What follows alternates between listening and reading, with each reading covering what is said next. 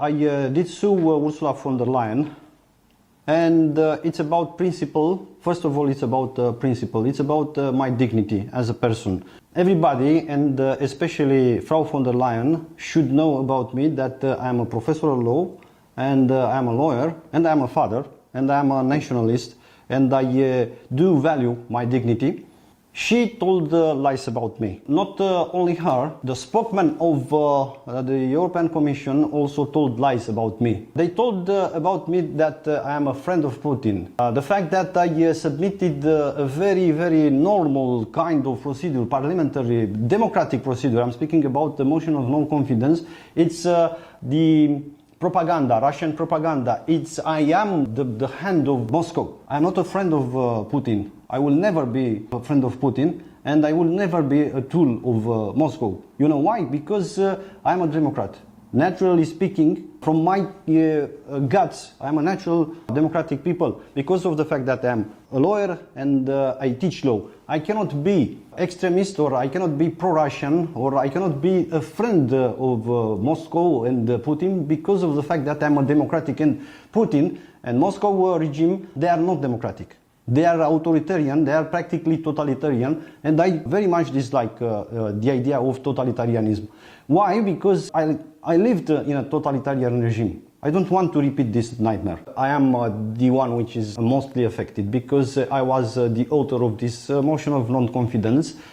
Actually, she said several times, she pronounced several times my name, saying that I'm somehow a conspiracy theorist, extremist, etc., etc. But it's also about the 79 signatures of this motion of censure, all of them being qualified by Madame von der Leyen as being friend of Putin, hand of Moscow. So it's about me first, but it's also about the other signature of this motion of censure. This is why at least 10 or even 11 persons, MEPs, will also sue Madame von der Leyen. I'm a professor of law. I'm teaching European law, especially European business law, but also institutional European law. And I know that the treaty is also about the responsibility of the Commission for what the people representing the Commission are doing in a wrongful way.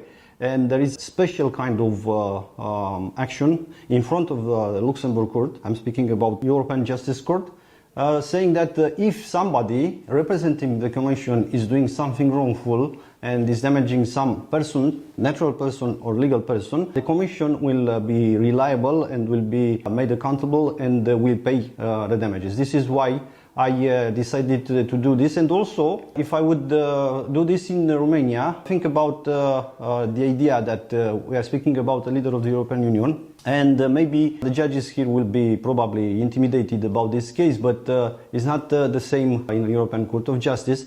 And also, it's about the neutrality, because, you know, it's not about the money I asked as damages, punitive damages from the Commission. It's about principle. Ursula von der Leyen is like a driver, like a drunk driver, and the boss is driving with 200 kilometers an hour, going directly, straightly to a wall. Why she is unfit?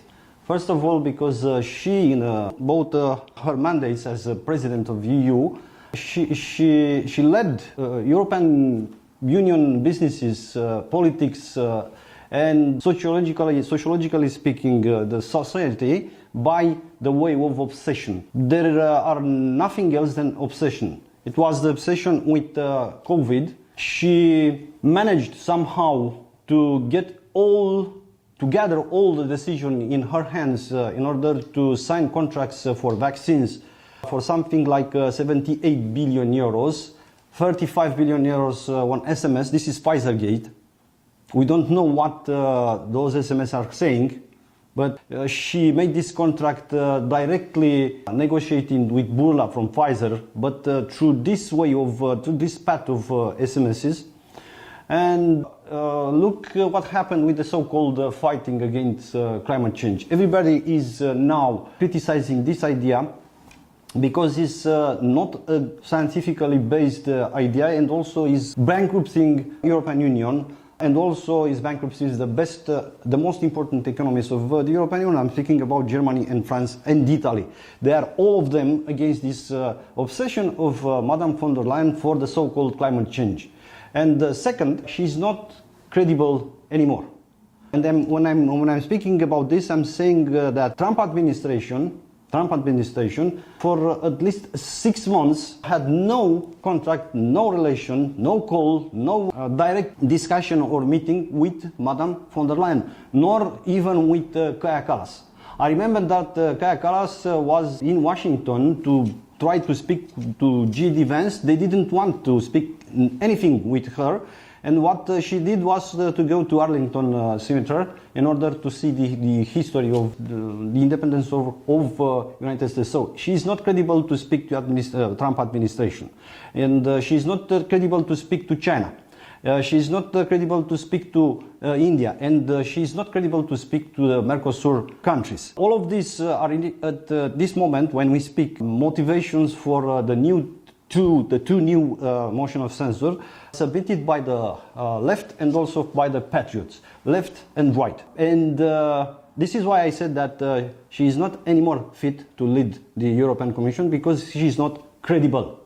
It's a completely wrong accusation. First of all, it's a party with strong belief against the imperialism, and especially the imperialism of Russia, because it's what is Putin doing for all his period of time as being a Tsar of Russia is imperialism. We cannot accept this because, as I told you, we are naturally speaking Democrats. Second, being conservative, being sovereignist, being nationalist doesn't mean to be pro-Russian. This means to be pro-Romanian. First of all, we are Romanians. Second of all, we are Europeans. First of all, as I told you, and as we officially declared when we became member of the European Parliament 1 year ago, we consider this war as being an aggression war, and we consider that Russia must stop this war immediately. The problem is that at this moment is not anymore, or is not only Putin which benefits from war, because Russia became a very, very strong, powerful economical empire, not just a nuclear power, because of the war, or thanks to the war. But I'm thinking about what the European Union is doing, paying a lot of money to those people to go to war and to be killed. I'm speaking about the Ukrainians. We European, we stay in front of the TVs, in front of the smartphone, and in front of the social network devices, and see what happened in this war, being somehow quiet and calm about the fact that we pay the money for other people to go to war and to be killed. This is our position. Our position is that this war should be stopped immediately. Ursula von der Leyen started a program called ReArmEU. One of the portion of this program, which is called SAFE, it's about giving to the member states 150 billion euros as a loan in order to buy weapons and to rebuild infrastructure in order to be fit for the war against Russia. And this program is illegal. And I'm not just telling this to you. I have evidences. The European Parliament sued European Commission and the Council in front of the Luxembourg Court of Justice, European Court of Justice, because of the fact that this program is illegal. And they want this program to be suspended and also to be cancelled in order to give again a legal basis to this program. What is happening? The fact that you don't know, you mass media, you don't know almost anything about this. It's about lie. It's about propaganda. It's about censorship.